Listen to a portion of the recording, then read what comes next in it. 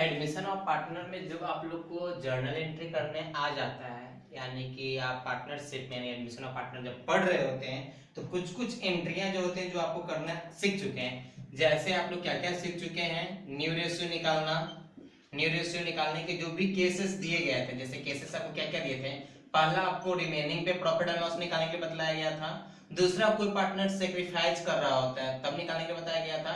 आज जब किसी हम पार्टनर से उसके हिस्से का कुछ ले रहे होते हैं यानी फॉर के ले रहे होते हैं, यानी कहने की बात क्या है, लेट मानकर बनाना, लेट ₹1 मानकर बनाना, डायरेक्ट माइनस करने के लिए बताया गया, फिर बदलाया गया इनटू करके फिर माइनस करने के लिए बतलाया गया। ये तीन तरीका से आप न्यू रेशियो निकालना सीख चुके हैं। वो सीखने के बाद आप लोगों ने क्या सीख लिया, उस सेक्रीफाइसिंग रेशियो निकालना सीख लिया कि सेक्रीफाइसिंग रेशियो कैसे निकलता है। तो सेक्रीफाइसिंग रेशियो निकालने का फॉर्मूला भी आप लोग को मालूम ही है। सेक्रीफाइसिंग रेशियो क्या होता है, old ratio minus new ratio, old ratio minus new ratio. ये भी आप लोग को आ चुका है बनाना कि आप लोग ये भी बना ले सकते हैं। थर्ड आप लोगों ने सीख चुका है कि गुडविल का ट्रीटमेंट क्या क्या करना होता है, गुडविल को कैसे निकालना है और किस तरह से गुडविल को लिखना है, ये भी आप देख चुके हैं। गुडविल के साथ में आपको जनरल रिजर्व और प्रॉफिट एंड लॉस अकाउंट, इनका भी आप ट्रीटमेंट देख चुके हैं कि इसको कैसे कैसे लिखना करना है काम। एंड दिस लास्ट कुछ समय पहले भी आप लोग बता चुके थे जर्नल एंट्री करना, कि जर्नल एंट्री यानी नया पार्टनर आ रहा है तो जर्नल एंट्री आप क्या क्या कीजिएगा, यानी किस किस चीज का एंट्री कीजिएगा, वो आप लोगों ने भी देख चुका है। जब आप लोग ये चार सीख चुके हैं तो पहले हम लोग क्वेश्चन को जैसे बनाते थे उसी तरह से क्वेश्चन को 7 स्टेप पे फॉलो करना है। जैसे रिकंस्ट्रक्शन ऑफ पार्टनरशिप फॉर्म में लिखवाए थे कि क्वेश्चन जब भी बनाना रहेगा, लॉन्ग क्वेश्चन जब बनाना रहेगा, आपको 5 मार्क्स के लिए बनाना होगा, तो आपको ये 7 स्टेप यानी 7 वो ये प्रोसेस जो दिया गया इसको फॉलो करना होगा।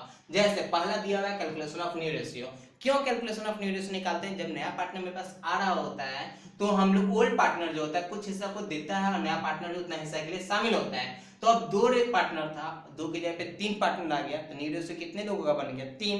तो इसको कहते हैं न्यू रेशियो। या पार्टनर में पहले से था 3 पार्टनर, एक नया पार्टनर आया तो 4 पार्टनर हो गया ना, तो रेशियो कितना बड़ा बन जाएगा, 4। तो इस तरह से आपको न्यू रेशियो निकालना होगा। फिर उन्होंने कितना हिस्सा त्यागा है या कितना हिस्सा छोड़ा है या कितना हिस्सा उन्होंने सेक्रीफाइस किया या किसी के फेवर में कितना उनको रिमेन किया गया है, उस चीज के लिए आपको सेक्रीफाइसिंग रेशियो भी निकालना होगा। इसके अलावा न्यू पार्टनर जो भी कुछ पैसा लाकर दे रहा है ओल्ड पार्टनर को उनके प्रॉफिट सेक्रीफाइस करने के लिए, उस चीज के लिए आपको निकालना पड़ता है goodwill, profit and loss, general reserve. इसका भी कैलकुलेशन आप लोगों ने सीख चुका है और जनरल एंट्री करने के लिए भी आप लोग को बता दिया गया है। जब ये 3 चीज आप सीख गए, यानी कि पहला स्टेप ये, सेकंड स्टेप ये, थर्ड स्टेप ये, फोर्थ स्टेप जनरल एंट्री करना, तब आपको 5वां स्टेप रिवैल्यूएशन अकाउंट बनाना सीखना होगा, जो आप लोगों ने रिकंस्ट्रक्शन ऑफ पार्टनरशिप फर्म यानी साझेदारी फर्म का पुनर्गठन जिसको कहा जाता है, उसमें रिवैल्यूएशन अकाउंट भी आप लोगों ने बनाना सीखा था।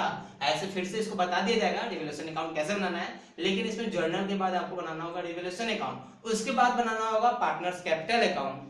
जिस तरह से फंडामेंटल ऑफ पार्टनरशिप फर्म में पार्टनर्स कैपिटल का 2 टाइप्स मिलता था, फ्लक्चुएटिंग कैपिटल और फिक्स कैपिटल, उसी तरह से यहाँ पार्टनर्स कैपिटल अकाउंट आपको बनाना होगा। एटलीस्ट लास्ट जब नया पार्टनर फर्म में एडमिट हो चुका है तब आपको बैलेंस शीट बनाकर तैयार करना होगा। इस बैलेंस शीट में न्यू पार्टनर का कैपिटल भी शामिल आपको करना होगा, यानी न्यू पार्टनर का कैपिटल जो है उसको भी आपको ऐड कर देना होगा। उसके बाद ये 7 स्टेप आपका क्वेश्चन यानी कि पूरा 7 तरीका पे यानी 7 प्रोसेस को फॉलो करने के बाद लॉन्ग क्वेश्चन कंप्लीट हो सकता है। और लॉन्ग क्वेश्चन बनाने के लिए भी आपका स्टार्टिंग जो करना होगा क्वेश्चन में ही बैलेंस शीट पहले से आपको दिया हुआ होगा। बैलेंस शीट दिया हुआ होने के बाद में आपको कौन पार्टनर नया आ रहा है उसका इंफॉर्मेशन देता है, फिर नया पार्टनर जो आ रहा है उसका इंफॉर्मेशन मिलने के बाद में आपको न्यू रेशियो निकालना होगा, सेक्रीफाइसिंग रेशियो निकालना होगा, और फिर गुडविल है, फिर जनरल एंट्री है, और फिर रिवैल्यूएशन अकाउंट, फिर पार्टनर सेक्टर और फिर बैलेंस शीट बनाना होगा। रिवैल्यूएशन अकाउंट भी जो आप लोग को याद होगा ही कि रिवैल्यूएशन अकाउंट बनाना कैसे है। तो रिवैल्यूएशन अकाउंट बनाने के लिए आपको ध्यान रखना है कि जो इन्फॉर्मेशन आपको मिलता है एसेट्स और लायबिलिटी में इंक्रीज डिक्रीज होता है, यानी कुछ लायबिलिटी आपका बढ़ता है कुछ लायबिलिटी घटता है, उस चीज के आधार पर आपको रिवैल्यूएशन अकाउंट बनाना होता है। रिवैल्यूएशन अकाउंट को पुनर्मूल्यांकन खाता कहते हैं, जो अपने नाम से क्लियर कर रहा है खुद को कि इसमें संपत्ति और लायबिलिटी यानी एसेट्स और दायित्व, एसेट्स और लायबिलिटी को दोनों को फिर से उनका वैल्यूएशन निकाला जाता है। उनके वैल्यूएशन में जो डिफरेंस होता है यानी उनके जो वास्तविक मूल्य और पहले का जो मूल्य था उन मूल्य में जो अंतर दिख रहा होता है उसी अंतर या डिफरेंस को ही इस रिवैल्यूएशन अकाउंट में लिखना होता है, और उससे जो प्रॉफिट और लॉस आता है उस प्रॉफिट और लॉस को पार्टनर्स को ओल्ड प्रॉफिट शेयरिंग रेशियो में बांट दिया जाता है। ये 7 स्टेप आप ध्यान में रखना। लॉन्ग क्वेश्चन यानी 5 मार्क्स का क्वेश्चन अगर आपको दे रहा है तो एडमिशन ऑफ पार्टनर में बैलेंस शीट भी दिया हुआ है, तो आपको इन्हीं 7 प्रोसेस को फॉलो कर बनाना होगा।